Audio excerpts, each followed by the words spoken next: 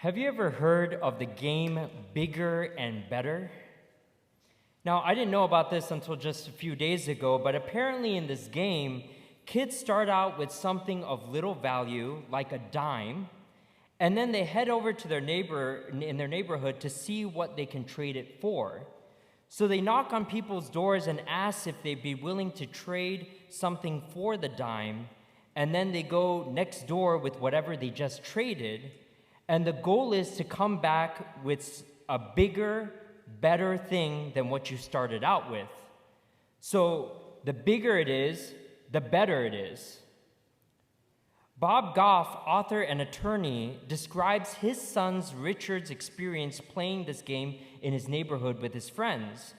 So Richard sets out with a dime and knocks on the front door of his neighbor.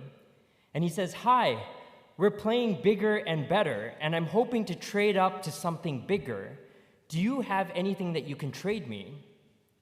So the guy next door never hears of this game. Nevertheless, he calls back to his wife and says, "Hey, Marge, there's a kid here and we're playing Bigger and Better. What do you have that's bigger and better than a dime?" Richard walks away with a ping pong table. By the end of the night, when he came home, Richard didn't have a dime, a ping pong table, an elk head, or the 5 other things he traded up with.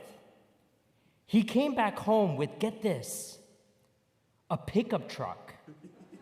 No lie, he started off with a dime and ended up with a Dodge pickup. Teens with newly obtained driver's license out there looking for a car, PSA, be aware, results may vary from player to player. This game, in a way, reminds me of today's gospel in the gospel passage, right? A little boy exchanges something of little value only to receive something bigger and better, not only for him, but for the entire crowd.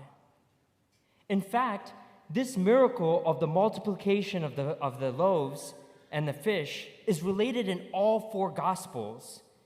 And the challenge for this miracle for all of us is whether we are willing to give up all that we have to follow Jesus. Are we willing to trade up? The nameless boy in the Gospel was willing. This boy trusts. This boy is generous. This boy gives everything that he has. And sometimes in our relationship with God and with others, we may fall either into giving God only the minimum, meaning that we give God our leftovers, or we just give God what we want to give. And that's the lesson we can learn from this boy. He just didn't give the people he loved or Jesus the minimum or the leftovers. He gave all. And he didn't give them just what he wanted to give, but what God actually wanted. So what about us? In my daily prayer or Sunday Mass, do I give my God my best or whatever is left? Do I get to praying daily or going to adoration only if I have time, or if I don't have work, or when I'm sleepy and only right before bed? Or just after I watch one more episode on Netflix? Yeah, God, you can have my time, but only my leftovers. Ladies, imagine you're on a date at a restaurant, right? And your date says, "Don't worry, I got this," and only ordered 1 meal for both of you.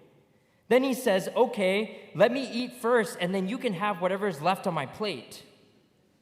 Will your reaction be, "Oh, man, he's a keeper"? But how often do we do that with God, right? More often than we care to admit. God often gets what's left rather than what's best. But look at this another way, right? We often think that when we come to God, we have to sacrifice. It's us making the hard decisions and giving to God, that we have to sacrifice to God. But the examples from the Bible today, from the gospel with the little boy, and even from the first reading of the book of Kings with this man giving all his barley loaves from Baal Shalisha, wow, isn't that a mouthful? Seems to make it look that way, right? But to God, there's no sacrifice at all, because Jesus comes down from heaven where he has this amazing love relationship with the Father, which by its nature is the most beautiful existence any person could have. And then he says to us, you can have that same relationship with my Father, who is willing to let go of anything that's giving us a false sense of security. Why would anybody not want to make that trade?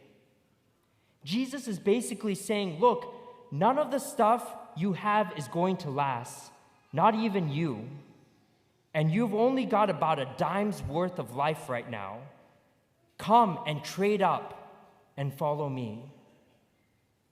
While it seems like the boy in today's gospel learned this lesson through physical possessions, Jesus is not asking us to play bigger and better necessarily with our money or possessions or even our hopes.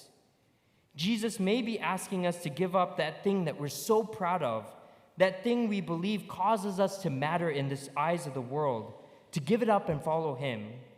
He's asking us, will you take what you think defines you, what gives you security, leave it behind, and let me define who you are instead? The great thing about taking Jesus up on this offer is that whatever controls us doesn't anymore. Because we see that people who used to be so obsessed with becoming famous no longer care where anybody knows their name. People who used to want power are now willing to serve. People who used to chase money now freely give it away. People who used to beg others for acceptance are now strong enough to give love. Because when we get our security from Jesus Christ, we no longer have to look for it in this world. Spanish TikTok famous influencer Naim Derechi dared to tell his 26 million followers his thoughts when asked his opinion about abortion. He simply said an abortion is interrupting life, and when a woman is pregnant, if she doesn't abort, the natural cycle is going to make a life emerge. And to those who are in favor of abortion because they say the fetus doesn't feel anything or doesn't suffer, it's not a question of whether it suffers or not. The question is that a life is being taken away, a life that society has disregarded. 19 years old and from Spain, Naim is one of the most influential Spanish young people on TikTok, and he is able to charge up to $25,000 per endorsement on his page, as well as being a musician and an author. And he was aware that expressing such a views in today's cancel culture could cost him and shower him with criticism. But when asked if his girlfriend were to become pregnant, what would he do? He simply replied, I would be a dad without hesitation. You give me a child, and I will fall in love with it. You see, Naim is not an evangelizer or a saint, as you can see by his other posts on TikTok. But for a moment there, he risked his security to proclaim and follow the truth. He handed more than just a dime or even 5 barley loaves or 2 fish. He handed over his possible reputation, his job, his source of income, his reputation, his endorsements, popularity, and got something bigger and better, as over 7 million people heard him speak the truth on his platform.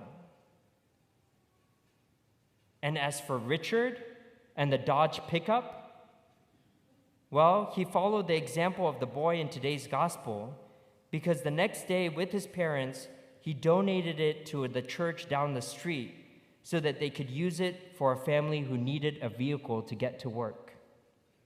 Like the boy, like the man from the Book of Kings, and even like the TikTok influencer, he traded up.